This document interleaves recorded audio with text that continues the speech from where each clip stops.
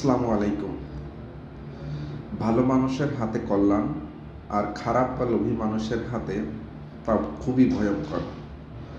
আমাদের সমাজে কিছু ক্ষমতাধর মানুষেরা কিছু শব্দ এবং এর ব্যবহারকে ট্যাবু বানিয়ে সাধারণ মানুষের সামনে উপস্থাপন করেন। চিন্তা করুন তো, রাজনীতি যদি খুব খারাপ হয়ে থাকে তাহলে নেতার ছেলে কেন নেতা হয়? এর উত্তর হয়তো অনেকে তর্কে জড়িয়ে পড়বেন। আমি সে তর্কে যেতে চাচ্ছি না। খুবই গুরুত্বপূর্ণ কিছু ট্যাবু, যেগুলোকে ট্যাবু করে রাখা হয়েছে আমাদের সমাজে ক্ষমতাকে কুণ্ঠিগত করার জন্য, হাতের মুঠোয় রাখার জন্য। সেই বিষয়ে আপনার যদি একটু ফ্রি সময় থাকে তাহলে দেখবেন, আশা করি কিছু জানতে বুঝতে পারবেন এবং এর মাধ্যম দিয়ে চিন্তার দ্বার উন্মুক্ত হবে, সেই আশাবাদ ব্যক্ত করি। প্রথমেই বলি, রাজনীতি খুবই খারাপ। আসল সত্য হচ্ছে, সৎ মানুষের হাতে যদি এই রাজনীতি থাকে তাহলে সেটা হবে ন্যায় বিচার, অধিকার এবং উন্নয়ন ঘটবে, ন্যায় বিচার হবে, এরকমের বিষয়। আর যদি সেই রাজনীতি অসৎ মানুষের হাতে যায় তাহলে সেখানে হবে দুর্নীতি, দমন, লুণ্ঠন। রাজনীতিতে ঢুকলে আসলে রাজনীতি খারাপ হয়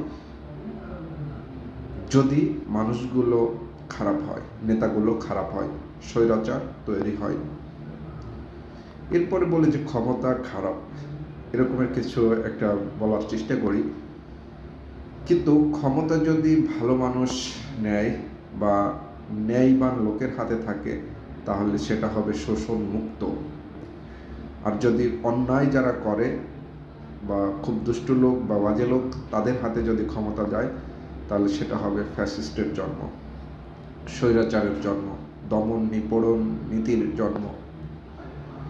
এভাবে যদি বলা হয় যে আইন নিয়ে সাধারণত আমরা কথা বলতে চাই না, এটাকে ঝামেলা মনে করি।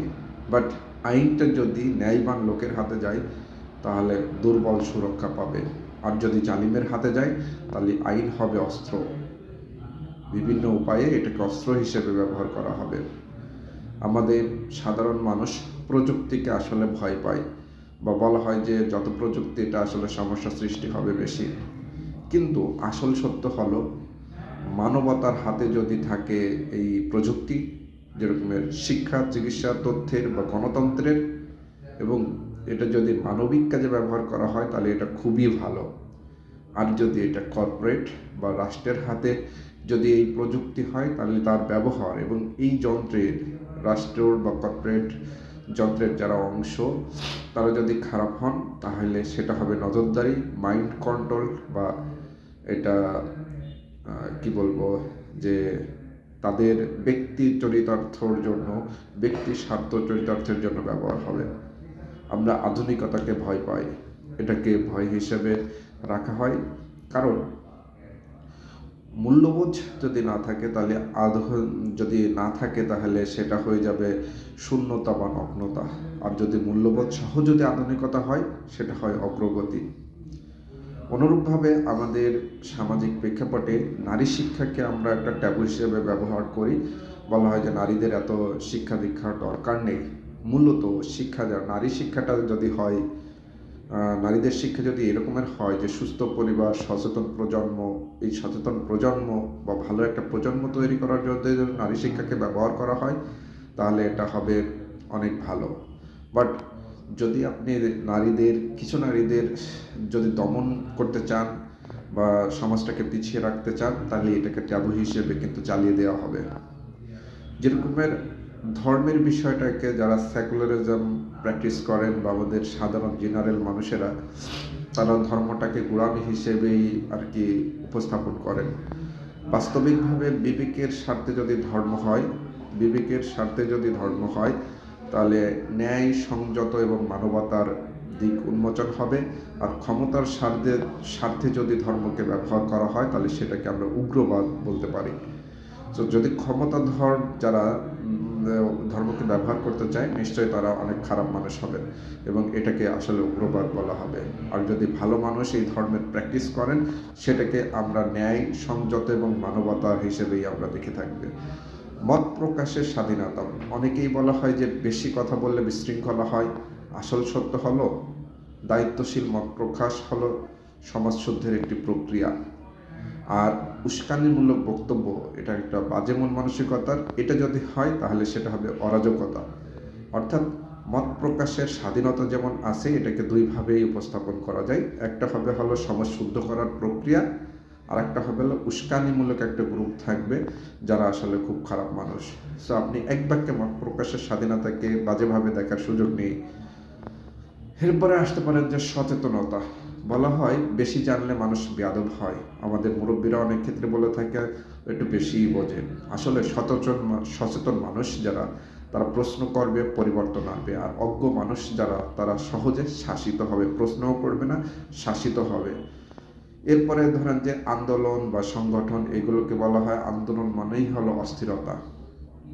অর্থাৎ এটাকে নেগেটিভভাবে উপস্থাপন করা হয়। বাট ন্যায়ভিত্তিক আন্দোলন এটা অধিকার প্রতিষ্ঠা করে, আর ষড়যন্ত্রমূলক আন্দোলন এটাকে ধ্বংস করে। সো আপনি এক বাক্যে কিন্তু আন্দোলন বা সংগঠনকে খারাপভাবে উপস্থাপন করা, এটা কিন্তু বড় ধরনের ভুল হবে। মূল কথা হতে পারে এমন যে জিনিস ভালো বা খারাপ, তার থেকে গুরুত্বপূর্ণ হচ্ছে কে ব্যবহার করছে, কোন উদ্দেশ্যে ব্যবহার করছে, সেটাই আসল। ক্ষমতাধররা চায় সাধারণ মানুষ ভয় পাক, প্রশ্ন না করুক, শব্দ শুনেই দূরে সরে থাকুক।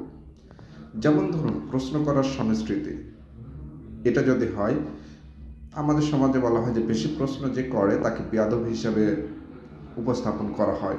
বাস্তবে বা সত্য যদি এরকমের হয় যে প্রশ্ন হলো সত্যর কাছাকাছি যাওয়া বা সত্যকে এস্টাবলিশ করার একটা প্রক্রিয়া মাত্র, সবাই যদি এটাই অংশগ্রহণ করে তাহলে আমরা সত্যকে খুব ভালোভাবে গ্রহণ করতে পারবো।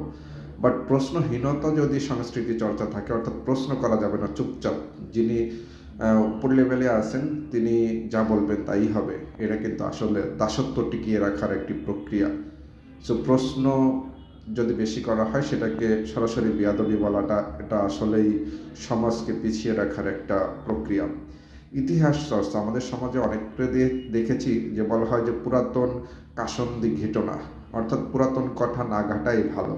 বাট ইতিহাস জানা বা পুরাতন কথা স্মৃতিচারণ, এটা আসলে যে একই ভুল জন্য বারবার না হয়, সেটার জন্য এই প্রক্রিয়াটা খুবই ভালো। বা ইতিহাস, আর যারা এই কথাটা মানে লুকাইতে চায়, যারা ইতিহাস লুকাইতে চায়, তারা কিন্তু আসলে শোষণের পুনরাবৃত্তি চায়, তাদের ক্ষমতাটাকে টিকিয়ে রাখতে চায়। সবথেকে গুরুত্বপূর্ণ আরেকটা বিষয়, বিশেষ করে আমাদের বাংলাদেশের জন্য, যে সংবিধান নিয়ে যখন প্রশ্ন করা হয়, সাধারণ মানুষ দেশ পরিচালনার যে গাইডলাইন, সেটাকে আমরা সংবিধান বলি, বাট এটা আমরা সাধারণ জনগণ বলি। এটা আইন যারা তৈরি করে, উকিল বা অ্যাডভোকেট যারা আছে, তাদের বিষয়। এটা জনগণকে না জানলেও চলবে, বাট জনগণ জানলে রাষ্ট্রই জবাবদিহি করবে। অর্থাৎ আমরা সাধারণ জনগণ যদি সংবিধানের বেসিক বা মৌলিক বিষয়গুলো খুব ভালোভাবে জানি, তাহলে এখানে রাষ্ট্র জবাবদিহি করতে বাধ্য থাকে। কিন্তু আমরা যেহেতু জানি না, সেহেতু রাষ্ট্রের যারা পরিচালনা করেন মুষ্টিমেয় লোকজনই কিন্তু এটাকে এমনভাবে বাস্তবায়ন করেন যেখানে আসলে জনগণের কাছে রাষ্ট্রের জবাবদিহিতা বলতে কিছুই থাকে না। আর জনগণ যদি এই বিষয়ে অজ্ঞই থেকে যায়, তাহলে সংবিধান শুধুমাত্র একটি কাগজে কলমের একটা বই বা আদালতের কিছু বিষয় থেকে যায়। তাই আমি মৃধা রওশন আলম মনে করি যে আমার ক্ষুদ্র জ্ঞানে আমি একটা জিনিসই বলতে চাই, উন্নতি বা শোষণ কিভাবে নির্ধারণ হবে বা কিভাবে কি হবে, এটা ভালো মন্দ, অর্থাৎ এক বাক্যে যে শব্দগুলোকে আমি বলতে চাই এরকমের, যে একটা ছুরি, এটাকে আপনি মানুষ হত্যার কাজেও ব্যবহার করতে পারেন, আপনার দৈনন্দিন কাজকে সহজ করার জন্য ফল মূল কাটা বা বিভিন্ন জিনিসপত্র কাটা, সেটার কাজেও ব্যবহার করতে পারেন। অর্থাৎ সিস্টেম বা ন্যারেটিভ তৈরির অধিকার যার হাতে থাকে। অর্থাৎ আমি যদি একটা মানুষকে কল্পনা করি, তাহলে ওই মানুষটা যদি সেটাকে ভালো কাজে ব্যবহার করে, তাহলে সেটা অবশ্যই ভালো। আর যদি ওই মানুষটা সেই জিনিসটাকে যদি মন্দ কাজে ব্যবহার করে, তাহলে এটাকে ভালো বলার কোনো উপায় নেই। কিন্তু ওই ছুরিটাকে আমি দোষ দিতে চাই না, ওই ছুরিটাকে কেন্দ্র করে যে মানুষটা আছে, সেই মানুষটার উদ্দেশ্যকে আমি দোষ দিতে চাই। সো আমি বলতে চাই না যে ছুরিটা খারাপ। হ্যাঁ, ছুরিটা প্রয়োজন আমার, কিছু জিনিস আছে যে আমাদের প্রয়োজন, এটাকে আমরা অস্বীকার করতে পারবো না। কিন্তু সেটার ব্যবহার নিয়ে আমরা চিন্তা করতে পারবো, কথা বলতে পারবো, সুবিধা নিতে পারবো, অসুবিধা থেকে রোধ করার জন্য আমাদের ওই জ্ঞানটা থাকার প্রয়োজন যে এই জিনিসটা, এই ছুরিটা এই কাজেও ব্যবহার হতে পারে। তো আমরা ঐক্যবদ্ধভাবে এই কাজ থেকে বিরত থাকবো। তো ভালো মানুষের হাতে যদি থাকে তাহলে সেটা উন্নয়নের নিশ্চয়তা দেবে, আর মন্দ মানুষের হাতে থাকলে স্বৈরাচার বা ফ্যাসিস্ট এর রূপকারতা দেখাবে বা রূপায়ণ করবে। যদিও ফ্যাসিস্টের উন্নয়ন, দেখানো উন্নয়ন, এটা একটা নতুন দাসত্বের ফর্মুলা। সেই জায়গা থেকে যে ব্যক্তিটা ওই জিনিসটা ব্যবহার করছেন সেই ব্যক্তির উপর নির্ভর করবে যে ওইটার ব্যবহারটা ভালো হবে না মন্দ হবে। সো আদতপক্ষে আপনাদের কাছে অনুরোধ থাকবে যে আপনারা এক বাক্যে একটা জিনিসকে খারাপ বলা থেকে বিরত থাকুন। রাজনীতিকে খারাপ বলবেন না, রাজনীতির ভালো দিকও আছে, মন্দ দিকও আছে। সো আপনি আগে প্রেক্ষাপট তুলে ধরে তারপরে সেটাকে ভালো অথবা মন্দ বলবেন। এইভাবে প্রত্যেকটা জিনিস, ধর্মের ব্যবহারটা কোনভাবে হচ্ছে তারপরে আপনি বলেন। মৌলবাদ জিনিসটা, এরকমের শব্দ শুনলেই মনে হয় যে নেগেটিভ, বাট এটা আপনি কোন অর্থে ব্যবহার করতেছেন সেটার উপর নির্ভর করবে যে এইটার আসলে বিষয়টা কি। সো আমি বিষয়টা বা প্রেক্ষাপট আলোচনা, অর্থাৎ হুট করেই একটা বিষয়ে একটা মন্তব্য করে দিবেন না যাতে হিতে বিপরীত হয়। আপনারা অবশ্যই যারা চিন্তাশীল আছেন এবং যারা সমাজের পজিটিভ পরিবর্তনের জন্য আশাবাদী, তাদেরকে বলবো শুধু আশাবাদী হলেই হবে না, আপনাকেও ভূমিকা রাখতে হবে, আপনাকেও কাজ করতে হবে। সম্মিলিত কাজের মধ্য দিয়ে সুন্দর একটা পজিটিভ পরিবর্তনের মধ্য দিয়ে পরবর্তী প্রজন্মের জন্য আমাদের নতুন একটা সমাজ বিনির্মাণের পথে এগিয়ে যেতে হবে, কাজ করে যেতে হবে। কাজ না করলে ফল আসবে না।